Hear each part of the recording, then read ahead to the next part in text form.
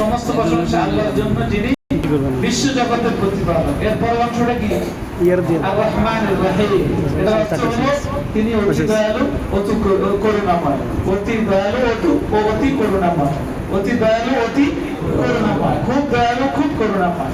এটার অর্থ দেখেন, দুটোটা কিন্তু একই। রহমান রহিম দুটোটা মূল ধাতু একই, রহিম।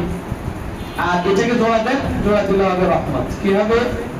রহমত শব্দটা রহমান থেকে, রহমত শব্দটা রহিম থেকে, আল্লাহর এই গুণগুলো থেকে। তাহলে এখানে কি শিক্ষা দিলেন? আমি পুরো বিশ্বকে বানিয়েছি, লালন পালন করতেছি, আমি বিশ্ববাসীর মুরব্বী। রব্বুল আলামিন মানে আমি বিশ্ববাসীর মুরব্বী, আমি পালি। মুরব্বী মানে হলো পালা।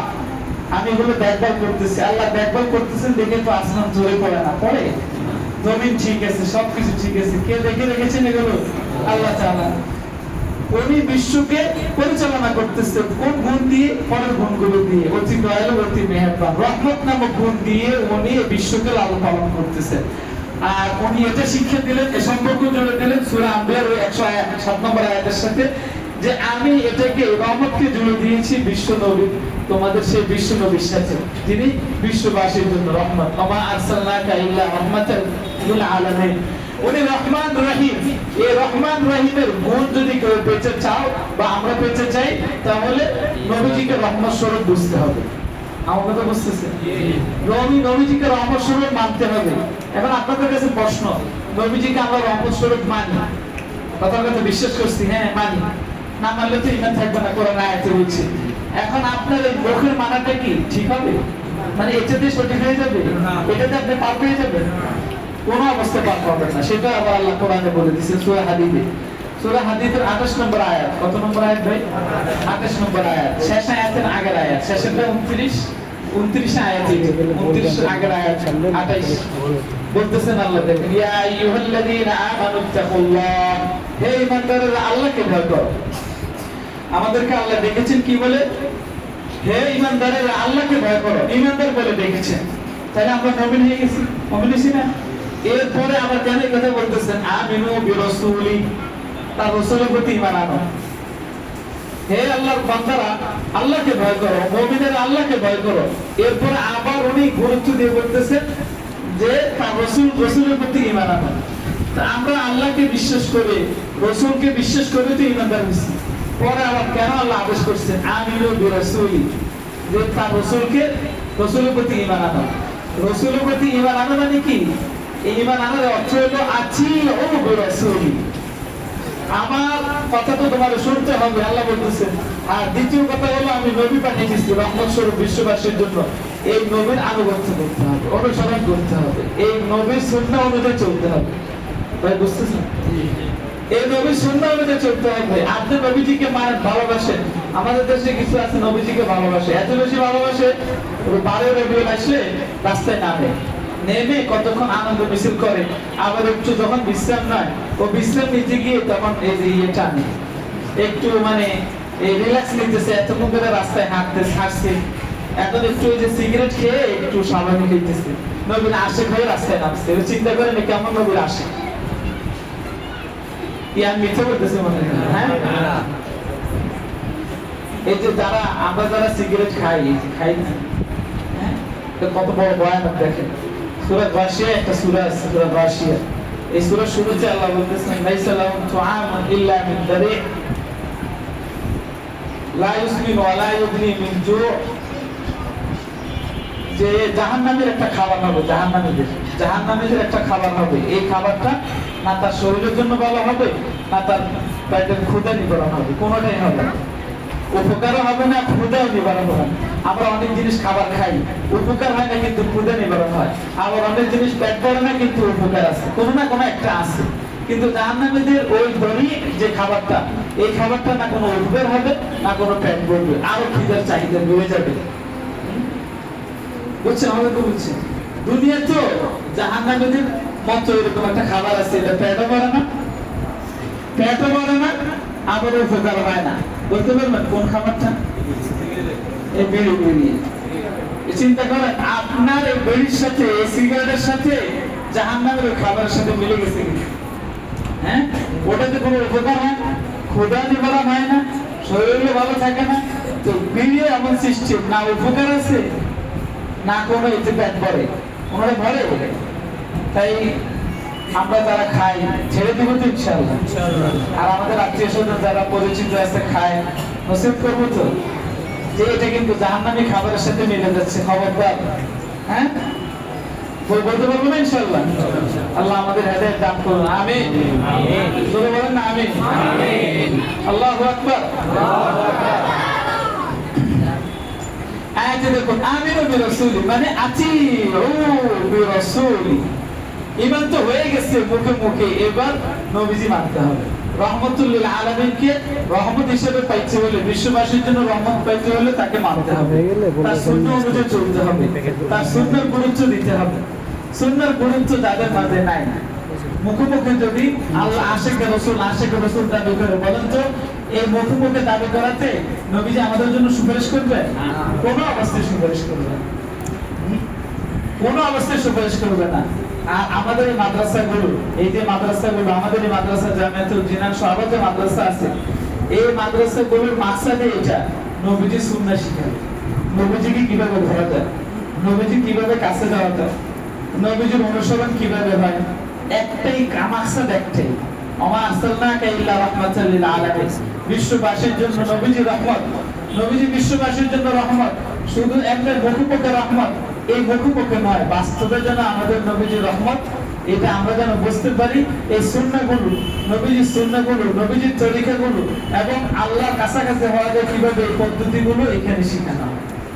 আমাকে বুঝতেছেন? বুঝতেছেন না? আল্লাহ আমাদের বোঝার তৌফিক দান করুন।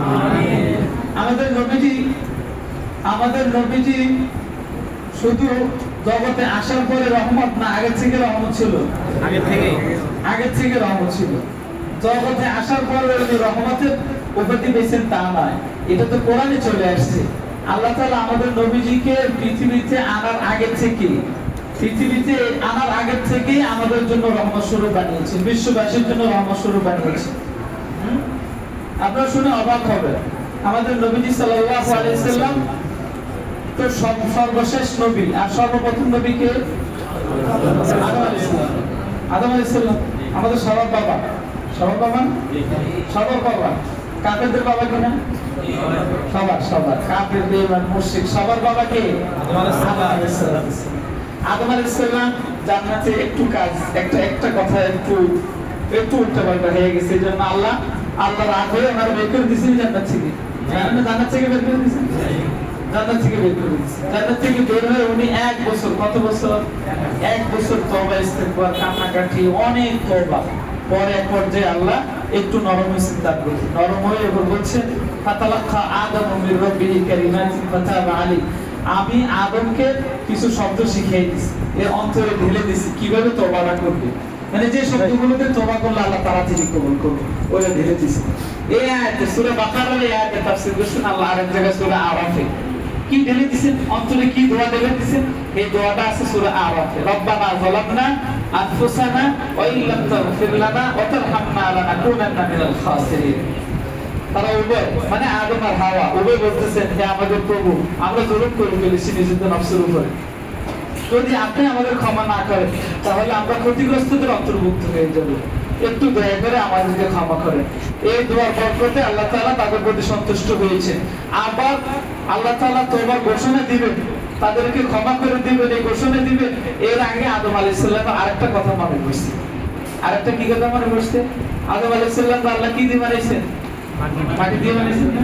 আমরা সেই মাটি দিয়ে বানিয়েছি। পৃথিবীর যত কালারের মাটি আছে সব কালারের মাটি দিয়ে আদমকে বানিয়েছে। এই কারণে আদম সন্তান বহু কালার।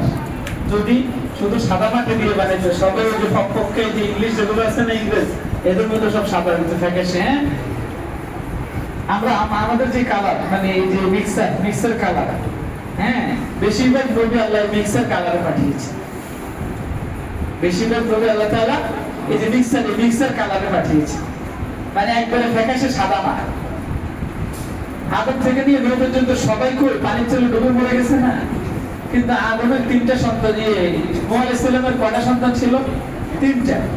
3 সন্তানের 3 সন্তান থেকে আল্লাহ তাআলা পৃথিবীতে সন্তান ছড়াইছে, আর কারো থেকে পৃথিবীতে সন্তান নেই। আদম আলাইহিস সালামের 3 সন্তান, হাম, সাম, ইয়াফাস।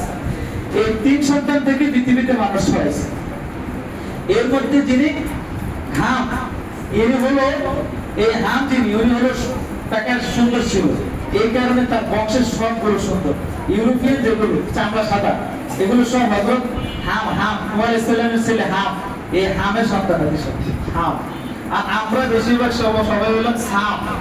সাম যিনি ছিলেন ওনার কালার ছিল লাল সুন্দর, মরুদের সুন্দর, যে সুন্দরগুলো সুন্দর দেখতে ভালো দেখা যায়, এই যে ছিল।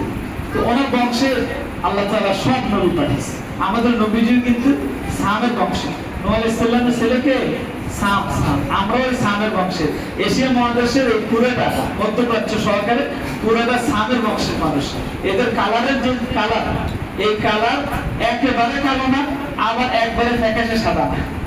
কিন্তু আবার আরেকটা আছে না, ইয়াফাস, ওনার কালার ছিল কালো, এই কারণে কালো একবারে নিগ্রো জাতীয় যেগুলো চেহারা শুরুতে একবারে চুলের কালারের কালার, এই জাতীয় আছেন, এরা হলো যে ওই বংশের।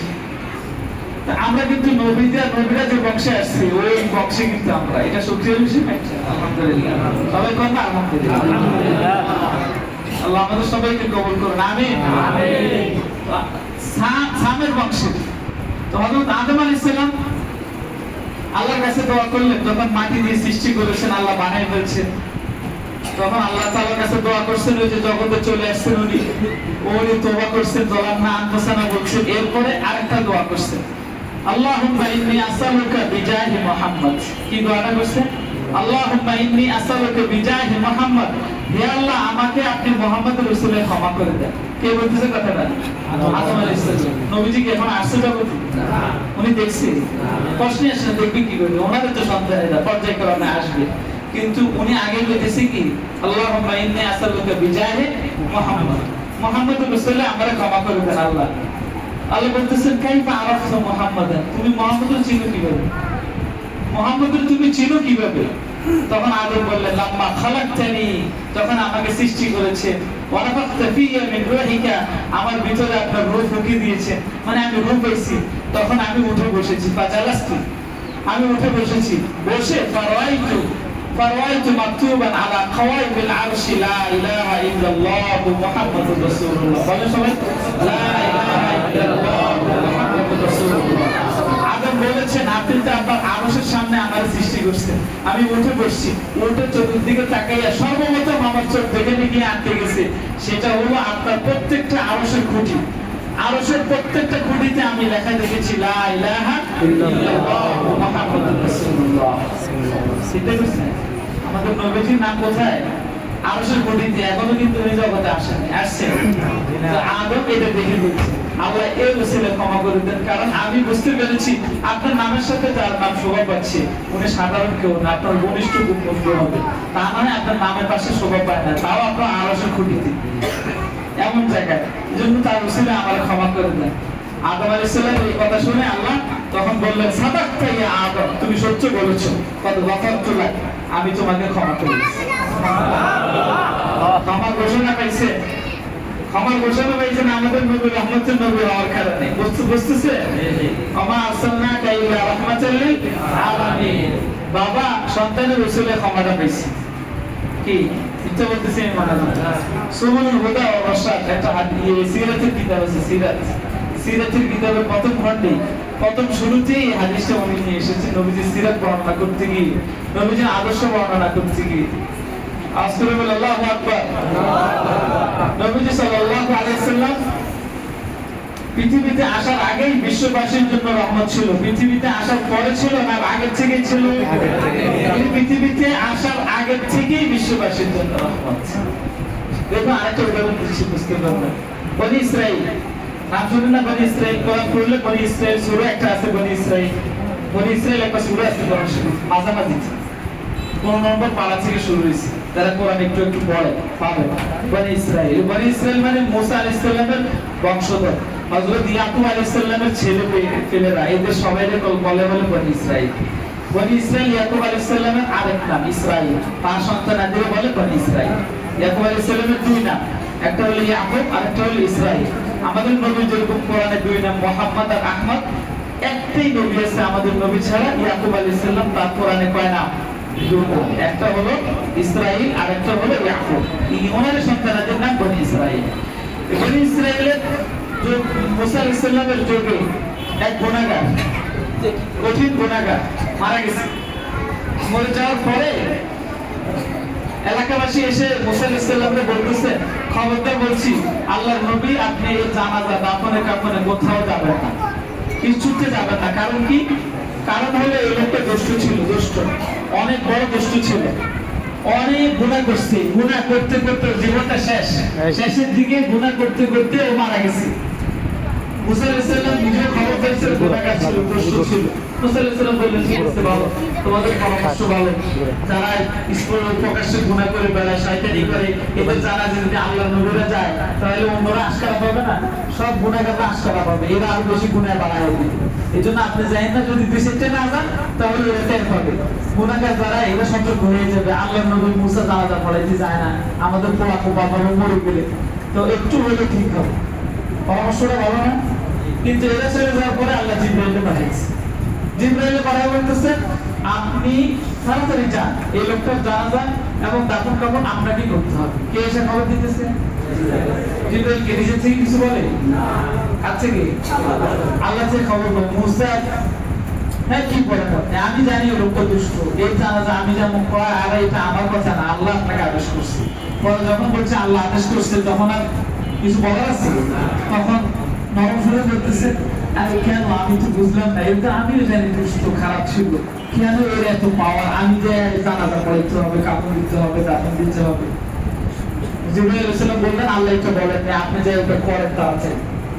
এখন আমি যে জিনিসটা জানি এর বিপরীত কাজ করতে যাইতেছি, আমার কাছে পৌঁছে হলে থাকবেন, আমার তো প্যারেশানে আরো বাড়বে। কি হলো, ঘটনা কি? মুসা আলাইহিস সালাম গিয়ে সবকিছু করতেছে, নিজ হাতে কাফনের ব্যবস্থা, দাফনের ব্যবস্থা, গোসলের ব্যবস্থা সব ঠিকঠাক করে জানাজা দিয়ে যখন জানাজা দিবেন, এমন সময় পিছনের দিকে তাকায় দেখে কি অনেক লোক, অনেক অনেক অনেক অসংখ্য মানুষ। কি ব্যাপার, এত মানুষ এলো করছে কি? আমার সাথে তো মানুষ যারা আসছে 10-12 জন, কেউ আসবে না, এই লোক পাপী ছিল, কেউ জানাজায় আসবে না, কিন্তু এখন এত লোক এলো করছে কি? তিনি তো অবাক হয়ে গেছেন। পরে চিন্তা করে দেখলেন যে সব ফেরেশতা। এরা সবাই কারা? ফেরেশতা। আজরাইল, জিবরাইল, মিকাইল, এরপরে ইসরাফিল, বড় বড় 4 ফেরেশতা নেতা আছে না, 4 জন চলে আসছে। এদের অনুগামী যারা সব ফেরেশতা সব চলে আসছে এই জানাজায়। চিন্তা করছেন যে লোক আগর ছিল দুষ্ট, সবাই জানে, আর এই লোকের জানাজায় এখন অসংখ্য ফেরেশতা। দাফন টাফন শেষে এবার মুসা আলাইহিস সালাম জিবরাইলকে ধরে বললেন যে কি ব্যাপার, তুমি যাবে কিভাবে? করোনা তো বলতে হবে, জানি এই লোক দুষ্ট, এত এর মর্যাদা বেড়ে গেছে কিভাবে, কি কারণে বাসছে, আমাকে তো বলতে হবে। তো জিবরাইল আলাইহিস সালাম বললেন, ঠিক আছে শুনো। এবার বললেন, খেয়াল করেন, একটু খেয়াল করেন, সবাই মনোযোগ দিয়ে খেয়াল করেন। জিবরাইল আলাইহিস সালাম বললেন, এই লোকটা খারাপ, হ্যাঁ আপনারা এতটুকুই জানেন, কিন্তু ওর পরের অংশ জানেন না। প্রথম চ্যাপ্টার জানেন, দ্বিতীয় চ্যাপ্টারটা আপনারা জানেন না। কি সেটা? এই লোক মরার কিছুদিন আগে হঠাৎ খারাপ লাগতেছিল, অসুস্থ হয়ে গেছে, এই কারণে গভীর রজনীতে উঠে গেছে, ভয় আতঙ্ক লাগতেছে, যদি আমি এখন মারা যাই তো আল্লাহর সামনে কিভাবে দাঁড়াবো? আল্লাহ যদি প্রশ্ন করে, এত কিছু তুই দিছি তোরে, তুই কি করলি আমার জন্য, আমার জন্য কি করছো? এই ভয়ে বেচারা উঠে কান্নাকাটি শুরু করে দিছে আল্লাহর কাছে, আল্লাহর কাছে কান্নাকাটি শুরু করে দিচ্ছে। আর ঘরে রাখছে তো, আমাদের অনেকের ঘরে কোরআন শরীফ আছে না, আছে তো, আছে রাখছে অনেকে বরকতের জন্য, পড়ি না এক পৃষ্ঠা আছে না এরকম? হ্যাঁ, এটা বরকত দেবো কি? ঘরে রেখে দিলে বরকত দেবো? ঘরে কোরআন রেখে দিয়ে না পড়লে বরকত না, উল্টে কোরআনে আপনার জন্য বিপদ ডেকে আনবে, অবশ্যই বিপদ ডেকে আনবে। ডেইলি 1 লাইন 2 লাইন 5 লাইন 1 পৃষ্ঠা হলে পড়তে হবে। আল্লাহ আমাদের পড়ার তৌফিক দান করুন। বেচারা শেষ বয়সের দিকে তোর নামে পড়া শুরু করছে, পড়তেছে আর মজা লাগতেছে, আর কান্নাকাটি করতেছে। পড়তে পড়তে গিয়ে আমাদের আমাদের আমাদের নবীজির উম্মতের প্রশংসা পেয়েছে, আমাদের প্রশংসা, আমাদের এই গুণ এই গুণ এই গুণ, অনেক গুণ আমাদের। পরে এক পর্যায়ে নবীজির গুণ শুরু হয়েছে। কার গুণ? নবীজির গুণ শুরু হয়েছে। নবীজির গুণগুলো পড়তে পড়তে আর কি ভালো লাগা শুরু হয়েছে তার অনেক বেশি। অনেক বেশি ভালো লাগা শুরু হয়েছে, কান্না শুরু হয়ে গেছে, আর বারবার অন্তর দিয়ে বলতেছে আমি শেষ নবীকে ভালোবাসি, আমি অনেক বেশি ভালোবাসি। আল্লাহ আমাকে যদি তার উম্মত বানাইছেন, কিন্তু আমার তো মনে হয় নসিব হবে না, কবে যে উনি আসবে জগতে, আর আমার তো সময় যেভাবে বসতেছে শেষের দিকে, কান্না শুরু করে দিচ্ছে। এক পর্যায়ে নবীজির নাম কি হবে সেখানে লেখা ছিল মোহাম্মদ। কি নাম হবে? নবীজির নাম হবে কি ভাই? মোহাম্মদ। এটা লেখা ছিল ওখানে, নবীজির নাম মোহাম্মদ। এটা যখন দেখেছে বেচারা হুমড়ি খেয়ে কিতাব জড়ায় ধরে ওই জায়গাটায় চুমু খেয়েছে। কোন জায়গায়? নবীজির নামের প্রতি কি খেয়েছে? চুমু খেয়েছে। চুমু খেয়েছে, চুমু খেয়েছে এবং মহব্বত প্রকাশ করতেছে, আর আল্লাহর কাছে বারবার তওবা ইস্তেগফার করতেছে। এর কিছু সময় পরেই বা কিছুদিনের মাঝে লোকটার মৃত্যু হয়েছে। এখন আশপাশে জনগণ এর আগে চ্যাপ্টারটা জানে, আল্লাহর সাথে তার গোপন যে রিলেশন, এটা জানেন ভাই। আপনি যদি ভাইরাল হতে চান, আল্লাহ যদি আপনাকে ভাইরাল করতে চায়, তাহলে একটাই সূত্র, ওই যে গোপনে কেউ যখন দেখে না, ওই সময় আল্লাহর সাথে ভালোবাসা করতে হবে। ওই সময় আল্লাহর সাথে সম্পর্ক জড়িয়ে দেন, তাহলে আল্লাহ আপনাকে ভাইরাল করে দিবে আকাশে, জমিনে, যেখানে ইচ্ছা সেখানে। আর যদি নিজে ভাইরাল হওয়ার চেষ্টা করেন, তাহলে শয়তানের কাছে ভাইরাল হবে, আর আপনার কপালে শনি আছে। কি মিথ্যা বলতেছি আমি? আল্লাহ ফেরেশতাদের কাছে, সবার কাছে ভাইরাল করে দিছে যারা দামি। জগতের মানুষ ওনারে চিনি নেই, কিন্তু আকাশ ওনারে চিনছে কিনা? ওনারে চিনছে না। এই জন্য তো আল্লাহ আদেশ করছে, যাও। পরে মুসা আলাইহিস সালাম আবেগ আপ্লুত হয়ে তখনই এই কথা বলছে, হায় আফসোস, হায় আফসোস, এ লোক দুষ্ট, কত কিছু ছিল। আল্লাহ খুশি হয়ে এক নবীর মহব্বত আর তার নামের উপর চুমু খাওয়ার বরকতে তারে মাফ করে দিছে। আমারে আল্লাহ নবী বানাইছেন, কেউ নবীর উম্মত বানাই দিতে। হ্যাঁ, চিন্তা করছেন কোন নবীর উম্মত আমরা? ভাই চিন্তা করছেন কি কথাটা? আল্লাহ আমাদের বোঝার তৌফিক দান করুন। জোরে বলি আমিন। আমাদের নবীজি কি শুধু আমাদের জন্য রহমত? বিশ্ববাসীর সবার জন্য রহমত। আমাদের নবীজি কি শুধু উনি আসার পরে রহমত, না আগের থেকে রহমত ছিল? আগের থেকে সবার জন্য রহমত ছিল। এই এক নবীর উপরে আল্লাহ আমাদেরকে কত মর্যাদা বাড়িয়ে দিয়েছে, কিন্তু আমরা একটু চিন্তা করতেছি না। আপনাদের জন্য সৌভাগ্য যে আপনাদের ছেলেরা মেয়েরা নবীকে চেনার জন্য যে রাস্তা, এই রাস্তায় পড়তেছে। স্কুল কলেজে নবী চেনার জন্য কোন রাস্তা আছে? ওই যে একটু শিখাবে যে আল্লাহর নবী মুহাম্মদ রাসূলুল্লাহ, এটা তো পাবলিক সবাই জানে। কিন্তু নবীজিকে জানতে হলে নবীজির সব গুণাগুণ করতে হবে। নবীজি কেমনে হেঁটেছেন, কেমনে চলছেন, কিভাবে খাইছেন, লেনদেন করতে গিয়ে কিভাবে উনি সুন্নাহ ওনার, এই সবগুলো শেখানো হয় কোথায়? মাদ্রাসাগুলো। মাদ্রাসা ছাড়া কোনো অবস্থায় সম্ভব না। কোরআন সুন্নাহ যেখানে পড়ানো হয়, ওখানেই একমাত্র নবীজির সুন্নাহ শেখানো হয়। আর নবীজির সুন্নাহ ছাড়া, নবীজির মহব্বত ছাড়া, নবীজির ভালোবাসা ছাড়া জান্নাতে যেতে পারবেন আপনারা? আমি মাঝে মধ্যে বলি, আপনারা নিজেরা অনেক সময় আল্লাহর কাছে বেশি শুকরিয়া আদায় করবেন, সেজদা দিও, যে আল্লাহ আমাকে ভালোবেসেছেন, বিদে আমার মেয়েকে, আমার ছেলেকে মাদ্রাসা পড়ানোর সুযোগ দিছে, আমার এই মেমোরি দিছে। আমার যদি আল্লাহ আমাকে হেদায়েত না দিত, আমারে ভালো না বাসতো, তাহলে আল্লাহ আমার ছেলেগুলো স্কুলে পড়াইতো, এখানে পড়াইতো, সেখানে পড়াইতো, হয়তো ডক্টর হইতো, এটা হইতো, সেটা হইতো, কিন্তু নবীজিকে চিনতো? বলেন না কেন? নবীজিকে চিনতো? কোনো অবস্থায় নবীজিকে চিনতো না। নবীজিকে আমি ভালোবাসি, এটা মানুষের মুখে মুখে শুনে এই ভালোবাসা, আর নবীজিকে পড়ে, তার জীবনী পড়ে, তার সবকিছু পড়ে, তার আদর্শ পড়ে, সব বিধান পড়ে যখন নবীজিকে আপনি ভালোবাসবেন, 100% ব্যবধান হবে। ভাই বুঝতেছেন? আমরা তো বুঝতেছি। আর আপনার ছেলে মেয়েগুলো ওইভাবে আদর্শে যেন গড়ে ওঠে, এই জন্যই আমাদের এই মাদ্রাসা। আমরা তাদেরকে আদর্শে গড়ে ওঠানোর জন্য চেষ্টা করতেছি। বলেন তো, এই জাতীয় মাদ্রাসা দরকার আছে কি? হ্যাঁ, দরকার আছে, অনেক দরকার। দোয়া করবেন আল্লাহ জানে এই জাতীয় মাদ্রাসাগুলোকে হেফাজত করে। জোরে বলি আমিন। আর ছোট্ট করে বলি, আমাদের এই প্রতিষ্ঠানকে ট্রাস্টের মতো বুঝাই দিই। পূর্বের বড় মাদ্রাসা যেরকম ইয়েতে চলে, বিভিন্ন হিসাবের মাধ্যমে চলে, ট্রাস্টের মাধ্যমে, এদের হিসাব নিকাশ সরকারি বা ইয়ের মাধ্যমে, বিভিন্ন ফার্ম, অডিট ফার্মের মাধ্যমে হয়। আমাদের এই মাদ্রাসা হুবহু ওই মাদ্রাসা যেরকম বড় অডিট ফার্ম দিয়ে হয়, হুবহু একই অডিট ফার্ম দিয়ে, সরকারি অনুমোদিত অডিট ফার্ম দিয়ে আমাদের এখানে অডিট হয়। প্রত্যেক বছরের হিসাব অডিট হয়। আমাদের মাদ্রাসার আয় ব্যয় সবকিছু অডিট ফার্মের কাছে আছে, নেটে আছে। আমরা ওই নেটের হিসাব দিয়ে দিলে, লিংক দিয়ে দিলে আপনি ওখানে আমাদের মাদ্রাসা সবকিছু পেয়ে যাবেন। বছরে কি পরিমাণ আয় আছে, কি পরিমাণ ব্যয় আছে। প্রতিষ্ঠানের আমি প্রতিষ্ঠাতা হলেও, পরিচালক হলেও, আমিও প্রতিষ্ঠানের বেতনভুক্ত একজন। এভাবে রেখেছি আমি কর্মচারী হিসেবে। এটা নয় যে আমি প্রতিষ্ঠানের প্রতিষ্ঠাটা আমি মরে গেলে আমার সাথে সাথে এটা যেন কবরে চলে না।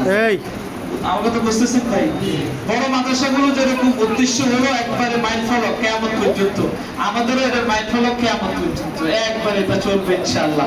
আমি থাকবো না, মনীষা থাকবে না, অন্য হুজুররা থাকবে না, কিন্তু এই প্রতিষ্ঠান থাকবে ইনশাআল্লাহ, আজীবন থাকবে। এটা আমাদের, আপনারা আবার হাত জোর করে বলতেছি, আমাদের এই প্রতিষ্ঠানকে কেউ গতানুগতিক দিকে আশপাশে অনেকগুলো প্রতিষ্ঠান আছে, এগুলোর মতো ব্যবসায়িক কোনো প্রতিষ্ঠান না, এটা কমার্শিয়াল কোনো প্রতিষ্ঠান না ভাই, আমাদের বুঝতেছেন, কমার্শিয়াল প্রতিষ্ঠান না। আমি আবারও বলতেছি এটা কোনো কমার্শিয়াল প্রতিষ্ঠান না, এটা সম্পূর্ণ এটা আয় ব্যয় সব পুঙ্খানুপুঙ্খভাবে হিসাব হয়। আমি হিসাব করে একজনে আমি সিগনেচার করি, এরপরে হিসাবের উপর অডিট হয়, কোনো জায়গায় ভুল ত্রুটি থাকলে এগুলো আবার ঠিক করা হয়, কোনো জায়গায় উল্টা পাল্টা হলে সেটাও ঠিক করা হয়। কাজে এখানে যতগুলো আপনাদের দান আসবে, আপনাদের অনুদান আসবে, সবগুলো পুঙ্খানুপুঙ্খ হিসাব আছে, রসিদের মাধ্যমে হিসাব ঢুকে, মানে আয় ঢুকে আর পার্সেলের মাধ্যমে ব্যয় ব্যয় হয়। কারো পকেটে কোনো টাকা থাকার কোনো সুযোগ নেই, প্রতিষ্ঠানে থাকবে, প্রতিষ্ঠানের জন্য থাকবে। আমরা এখন বাড়াই চালাইতেছি, এই যে উপরে 3 তলা নিচ্ছি আমরা, মাসে প্রায় 80-85 হাজার টাকা ভাড়া আসবে, আরো আনুষঙ্গিক মিলে প্রায় ভাড়ার পিছনে চলে যাবে লাখখানিক টাকার উপরে। গ্যাস বিল মিলে এখন আমাদের লেগে যায় হলো 1,20,000 টাকা পর্যন্ত। কিন্তু এরপরও আমরা এটা বাড়াই চালাতেছি, এই মানসিকতা একসময় আল্লাহ তাআলা এই প্রতিষ্ঠানের জন্য জায়গা ব্যবস্থা করে দিবে, অনেক কিছু ব্যবস্থা করে দিবেন, আমরা আল্লাহর কাছে আশাবাদী। এই প্রতিষ্ঠানের উপরে কিন্তু অনেক ঝড় তুফান গেছে, অনেক কিছু গেছে, আল্লাহ এরপরও টিকিয়ে রেখেছে। আমরা আশাবাদী ইনশাআল্লাহ এটা কিয়ামত পর্যন্ত থাকবে ইনশাআল্লাহ। এবং আস্তে আস্তে ছাত্র আলহামদুলিল্লাহ বাড়তেছে, 300 প্লাস হচ্ছে। আমরা যখন উপরে 3 তলা করে ফেলবো, আরো অনেকে আবেদন করে রেখেছেন যে তাদের বাচ্চাগুলো একটু সুন্দর পরিপাটিতে রাখতে চায়, এই জন্য আমরা আরো পরিপাটি করবো, এগুলো সুন্দর করবো, সবকিছু সুন্দর করে ফেলবো, সিসি ক্যামেরার ব্যবস্থা রাখবো, এরপরে আবার এরকম প্রত্যেকটা রুমে রুমে সাউন্ড বক্সের ব্যবস্থা রাখবো, কোনো সমস্যা অফিস থেকে সব নিয়ন্ত্রণ হবে, সব সুন্দর করে ফেলবে ইনশাআল্লাহ। তখন ইনশাআল্লাহ আমাদের প্রতিষ্ঠানে আরো সুন্দর দেখা দিবে, আপনার সোনামণিরা, আপনার ছেলে মেয়েরা আরো সুন্দর করে করতে পারবে। এবং আমাদের এই পরিকল্পনা আছে, এই প্রতিষ্ঠান আস্তে আস্তে এই ক্লাস ইন্টার এবং ক্লাস এই যে ইন্টার পর্যন্ত ইংলিশ চালু করে দিবে। এখন তো ক্লাস 6 পর্যন্ত ইংলিশ চালু আছে, এরপরও ইংলিশ চালু হয়ে যাবে, একটা ইন্টার পর্যন্ত ইংলিশ চালু হবে। আমাদের এখান থেকে আমরা চেষ্টা করব আমাদের ছেলেগুলোর নিজেরা, আমাদের মেয়েগুলোর নিজেরা আমরা বোর্ডে পরীক্ষা দেওয়াবো, সরকারি যে বোর্ড আছে না, ও বোর্ডে পরীক্ষা দেওয়াবো, যেন এই ছেলেগুলো যে কোনো জায়গায়, যে কোনো বিশ্ববিদ্যালয়ে আবেদন করে তারা ভর্তি পরীক্ষা যেন টিকতে পারে। এবং পাশাপাশি আমাদের এই আরেকটা সুযোগ থাকবে ইনশাআল্লাহ, সেটা হলো যে বাইরের যে ভার্সিটিগুলো, মদিনা ভার্সিটি যেগুলো কোরআন সুন্নাহর উপরে চর্চা হয়, মদিনা ভার্সিটি, মিশর ভার্সিটি, যেটাতে আমি ঘুরে আসছি, আল আজহার বিশ্ববিদ্যালয়, সেখানে একদিন থেকেছি, ইফতারও করেছি, ওখানে কথা বলে আসছি কিভাবে এই দেশ থেকে ওখানে ছাত্র পাঠানো যায়, ওই সিস্টেমও আমরা জেনে আসছি। তারপরে মালয়েশিয়া বিশ্ববিদ্যালয় যেটা আছে, তারপরে মরক্কোতে একটা বড় বিশ্ববিদ্যালয় আছে যেটা কোরআন হাদিস পড়ায় শুধু, ওখানে পাঠানো যায় কিভাবে, ওই ফিকিরও আমরা করবো ইনশাআল্লাহ, আন্তর্জাতিক পর্যায়ে নিয়ে যাবে এটারে। কিন্তু আপনাদের কাছে আমাদের আপনার দোয়া করতে হবে, আপনারা একটু আপনারা আমাদের পাশে থাকবেন, আর থাকবেন ইনশাআল্লাহ, দোয়া করবেন, আল্লাহ অবশ্যই আপনারা পাশে থাকলে, দোয়া করলে আল্লাহ সাহায্য করবে। আর আজকে আপনাদের একটু কষ্ট দেওয়ার জন্য এখানে এনেছি যে আমরা প্রতি বছর একটা মাহফিল করি, আপনারা জানেন এই বছরে মাহফিলটা করবো আমরা এই যে একটু তাড়াতাড়ি নিয়ে আসছি, গত বছর বসে জানুয়ারিতে একবার শেষে দিয়ে গেছি, এবার একটু আগে নিয়ে আসতেছে, আমাদের সামনে বোর্ড পরীক্ষা আছে, ঝামেলা আছে, এই জন্য আগে নিয়ে আসছি। অক্টোবরের 18 তারিখ, এই যে 7 অক্টোবর আসতেছে না, এই অক্টোবরের 18 তারিখে, অক্টোবরের 18 তারিখে আমাদের মাহফিল। তো প্রথম আপনাদের কাছে আবেদন, মাহফিল যেন আল্লাহ সহজ করে, সুন্দর করে, সব ধরনের ঝামেলা থেকে মাহফিলকে যেন আল্লাহ হেফাজত করে, দোয়া করবেন ইনশাআল্লাহ। এই মাহফিলটা নিয়ে আমাদের নবম মাহফিল, 9তম মাহফিল এই প্রতিষ্ঠানের।